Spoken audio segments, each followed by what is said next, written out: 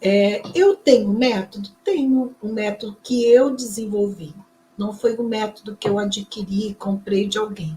Eu desenvolvi um método nesses 22 anos que eu trabalho na consultoria. E como a gente desenvolve um método? Incluindo no método, né? O método ele tem várias estratégias, então você vai incluindo no método aquilo que funciona e vai excluindo aquilo que não funciona. Então, aquilo que vai dando certo da minha prática, eu fui incluindo no método que eu dei o nome de método PSI. P de prospecção, S de serviço contratado e I de intervenções. Esses são os 3 pilares do método PSI e são os 3 pilares da consultoria. Sustentam a consultoria. Aonde você vai implantar esses pilares? Na base que é a tua graduação em psicologia. Se você tem graduação em psicologia, você tem condições de usar esse método, que é o método PSI. Ai, Ana Silvia, mas eu queria um outro tipo de método. Tem vários aí no mercado, vários. Você pode pesquisar e você vai encontrar outros métodos de consultoria que estão no mercado para você avaliar qual método que vai ser melhor para você. Para mim, é esse que funciona, o método PSI. Então, erros e acertos também me ajudaram a construir esse método. Quando eu errava, eu ia lá, analisava o porquê que eu errei e refazia o caminho, reconstruía, e quando dava certo, quando funcionava, o resultado era positivo, eu incluía no método. Então, essa construção do método é resultado desses 22 anos que eu estou na consultoria, e aí eu descobri que o método funciona também não só comigo, funciona com outras psicólogas e psicólogos. O que é um método? O método é um passo a passo. Vai fazer uma prospecção, você vai ter o passo a passo de como faz a prospecção. Vai fazer um diagnóstico organizacional, você vai ter o passo a passo de como faz um diagnóstico organizacional. Vai fazer uma intervenção em saúde mental no trabalho, você tem o passo a passo de como faz uma intervenção em saúde mental no trabalho. Hoje eu estava dando uma mentoria para uma aluna, deixa eu só. Meu olho sempre dá, acho, não sei se é a luz também aqui, que acaba incomodando um pouquinho. Hoje eu estava dando uma mentoria para uma aluna da formação Psicólogas Consultoras e Consultores. E aí, conversando com ela, a gente estava falando sobre feedback. Numa determinada situação, que ela teria que dar um feedback para o diretor da empresa que ela está trabalhando, que ela está prestando consultoria.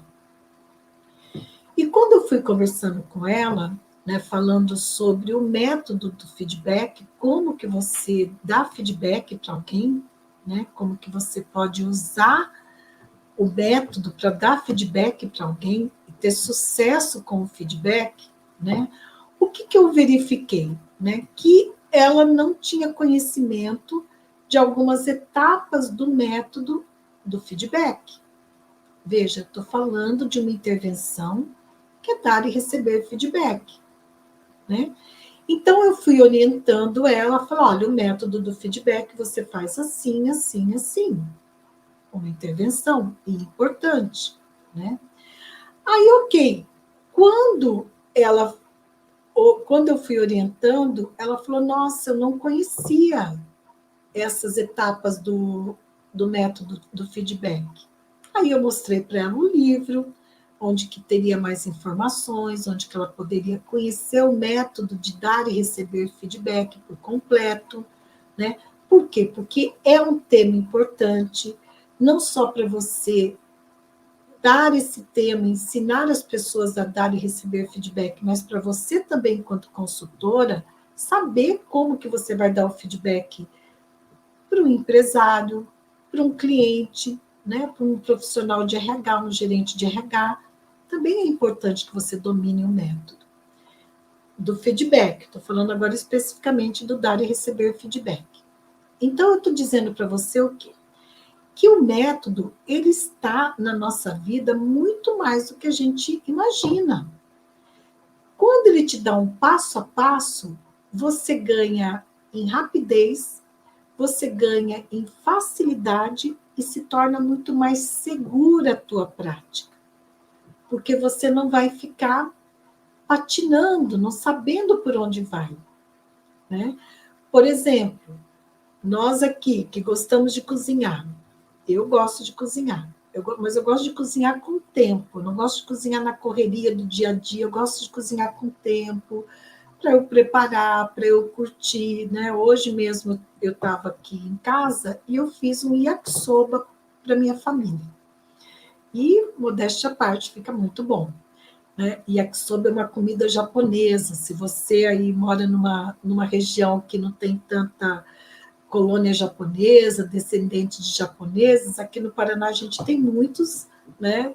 E eu tenho muitos amigos japoneses, e eu aprendi a fazer yakisoba, sukiyaki com eles. Mas o que eu fiz? Eu fiz um passo a passo, eu fui seguindo um passo a passo até eu aprender. Hoje, eu já nem preciso mais fazer o passo a passo, né?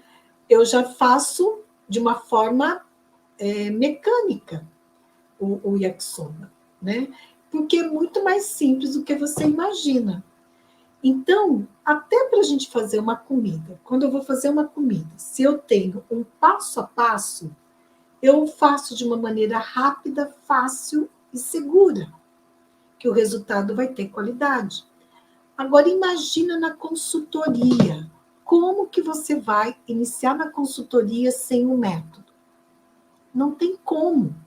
Não tem como. Você corre o risco de comprometer a sua credibilidade e a qualidade do seu trabalho. Eu vou dar um exemplo para você. Sobre ontem, a Paulinha, psicóloga aqui no Instagram, perguntou um exemplo sobre o passo a passo de um método, né? Como que seria esse passo a passo? E eu dei para ela um exemplo. Mas hoje eu trouxe um outro exemplo onde eu vou aqui reproduzir um slide e a gente vai falar sobre esse outro exemplo. Importante que você saiba que toda vez que a gente tem um método para trabalhar na consultoria, esse método ele precisa estar respaldado numa teoria, numa fundamentação teórica, ok? Mas essa fundamentação teórica, ela não compromete o método a ponto de você, de repente, ser da TCC, né, e não poder usar um método que foi elaborado por uma outra abordagem.